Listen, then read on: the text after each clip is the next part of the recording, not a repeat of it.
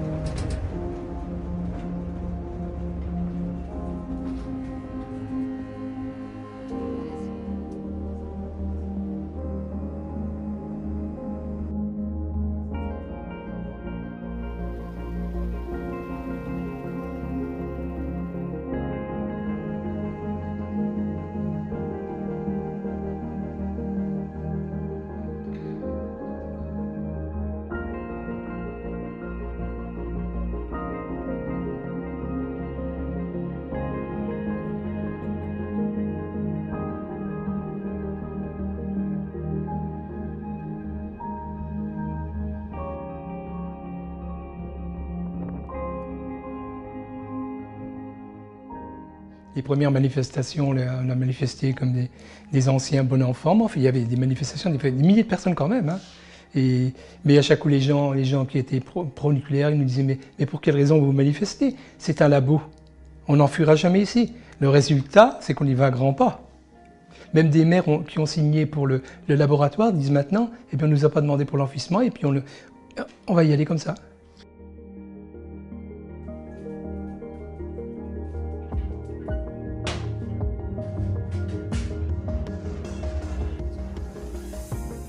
C'est-à-dire quand vous avez 95% des personnes qui disent non, le BUR il faut l'arrêter, il ne faut pas le faire, et que malgré tout le législateur décide de continuer, bien là on nous prend pour des cons, quoi. Ça veut dire que dans ce pays aujourd'hui il n'y a pas de fonctionnement démocratique vrai, en tout cas qui part du citoyen. Donc on va lui demander son avis, mais juste pour qu'il crache son venin, j'allais dire, entre guillemets. Puis derrière on espère qu'une fois qu'il aura craché son venin, il va se calmer, et puis il va passer à autre chose. Bah nous, ici, on n'est pas passé à autre chose. Ça fait 25 ans et on continue.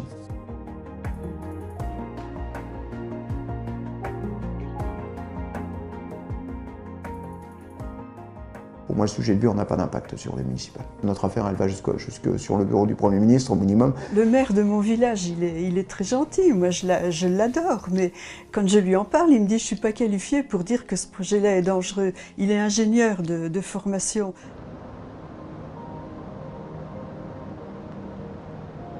Moi, je suis pas ingénieure, je suis une citoyenne responsable. Mais tout en étant citoyenne, je me suis documentée. Et à l'heure actuelle, je peux dire que ce projet-là, on peut pas lui faire confiance, quoi. C'est pour d'autres critères qu'on va élire les maires ou les conseils municipaux, c'est pas pour BUR. Moi, j'en suis intimement convaincu. Ce que les gens attendent d'un maire, c'est la proximité ici. C'est-à-dire qu'en cas de catastrophe, on attend que le maire soit présent, qu'il organise les secours, qu'il organise tout ça, qu'il soit présent, qu'il règle les petits problèmes de tous les jours, du quotidien.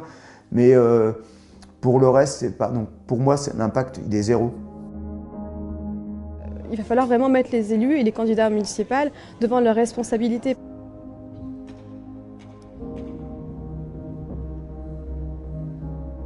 Parce que c'est vrai que le mandat à venir va être assez important. Même si, normalement, on ne leur demandera plus leur avis, ils pourraient avoir un rôle quand même à jouer dans le rapport de force.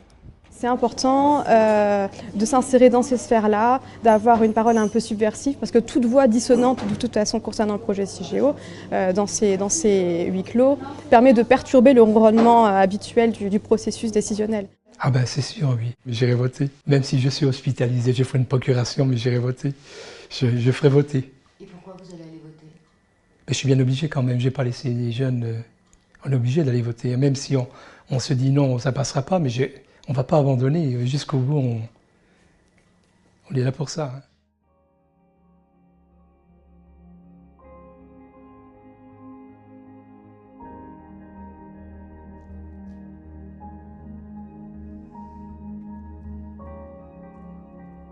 On ne lutte pas pendant 25 ans contre un projet pour du jour au lendemain parce que Pierre ou Paul aura décidé quelque chose, on s'arrêtera, non, on ne s'arrêtera pas.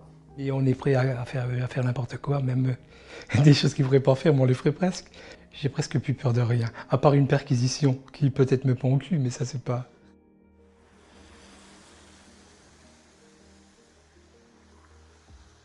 Peut-être qu'on finira même par être violent, alors c'est lamentable d'en venir là. Hein. Moi j'ai 60 ans, j'ai des petits-enfants, j'ai pas envie de finir en prison, j'ai pas envie de... Mais ma conviction, elle est toujours la même que celle d'il y a 25 ans. Je suis complètement convaincu que c'est une erreur dramatique, ce sujet, ce projet, qu'il ne faut pas le faire.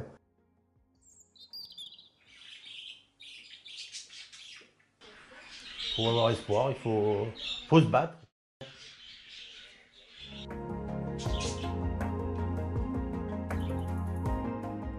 Il faut qu'on reste tous unis et se battre jusqu'au bout, hein, jusqu'au dernier recours qu'on aura à faire. Hein. Prier que qu'ils ne signent pas l'autorisation du CIGEO. C'est encore pas fait, il n'y a encore rien de fait. Nous, notre tranquillité, on était bien. Hein. Si on voyait les flics aller une fois dans le mois, et encore, hein. Là tu les vois, c'est 10, 20 fois dans la journée. Mais bon, ils auront du boulot pour nous venir m'expulser.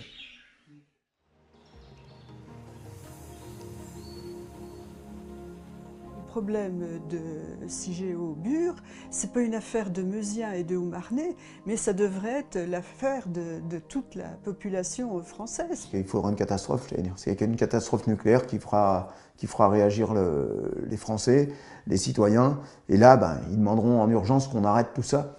Mais tant qu'il n'y aura pas de catastrophe, je pense qu'il ne se passera pas grand-chose, parce que c'est un changement de système dont on a besoin. C'est pas une petite modification comme ça à la marge. Hein. Donc moi j'ai peur qu'il n'y ait pas d'élus suffisamment courageux pour aller au bout des choses, quoi.